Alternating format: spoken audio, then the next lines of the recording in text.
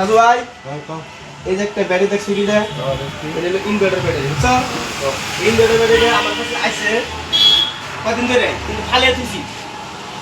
কিন্তু কন্ডিশন হচ্ছে ব্যাটারি একবারে জিরো ডেড কন্ডিশন তোমাকে মাল্টিমিটার মেরে দেখায় এই যে কত আছে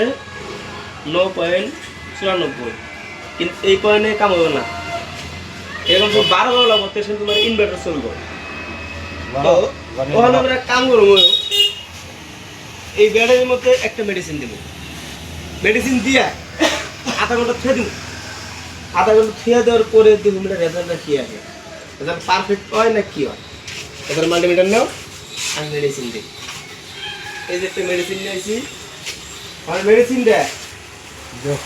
প্রত্যেকটা সেলের মধ্যে দিব ডাইলে এই দেখো কাম করবে কি জানো যদি সেল যদি কোনটা একবার ডেড হয়ে গেছে গা ওই সেলটা সাফা হবো সাফা হওয়ার পরে তোমার এই ব্যাটারিটা আবার কিছুদিন চলবো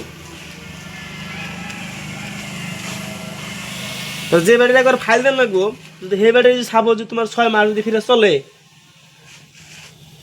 তাহলে বুঝতে ভালো না নাই ভালো তো আমরা এখন এই যে দিলাম কহানির থেকে মাল্টিমিটার চেক করি এর টাকার মধ্যে কোনো পয়েন্ট বাড়লো না হলো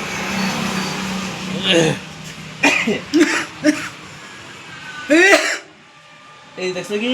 কত হয়েছে 10 হয়েছে তাই না তো গল্পটা বাড়ছে এখন এই ফেলে আধা ঘন্টা খাই আধা ঘন্টা পরে ফিরে চেক করবো আধা ঘন্টা খেয়ে দিলাম তারপরে ফিরে দেবো আবার কাম করি আধা ঘন্টা পুরো হয়ে গেছে এখন আমরা দেখবো যে ব্যাটারিটা তখন আসছিল 9 তখন এটা বাড়লো না নাই যদি বাড়ে তাহলে ভাবুন যে আমার কাম সাকসেস হবো ঠিক আছে চেক করে দেখি পুরো 10-এর উপরে আছে তখন কন্ডিশন হয়েছে কি ব্যাটারিতে আগের চেয়ে 1 পয়েন্ট বাড়ছে অনেক কাম করবো এটার মধ্যে পুরো হার রাত চার্জ দেওয়া লাগবে হার রাত চার্জ দেওয়ার পরে আমাকে ব্যাটারি সাকসেস ওকে তো ঠিক আছে আমি চার্জার লাইন দিয়ে নিয়েছি এগুলো চার্জারের লাইন +2 প্লাস আর -2 মাইনাস আর দিলাম অন করে বাস ফুল তখন ব্যাটারি আমার ওকে আগে তো চার্জ নিতেছিল না তখন পুরো চার্জ নিতেছে দেখে দেখ ফুলেন পেয়ে চার্জ নিতেছে আর কি আর ব্যাটারি আমার ওকে ডান